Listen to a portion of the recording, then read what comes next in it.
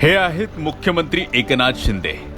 Beach कॉम्बरच्या माध्यमाने ते सफाई अभियानात सहभागी झाले आहेत। महाराष्ट्राला पहिल्यांदाच सर्वसामान्य जनतेत मिसळून त्यांच्यासाठी जमिनीवर उतरून काम करणारा मुख्यमंत्री लाभलेला आहे। मुंबई डीप क्लीन ड्राईव्ह अभियान चालवताना मुख्यमंत्री एकनाथ शिंदे यांनी पर्यावरण संवर्धनही साधले आहे।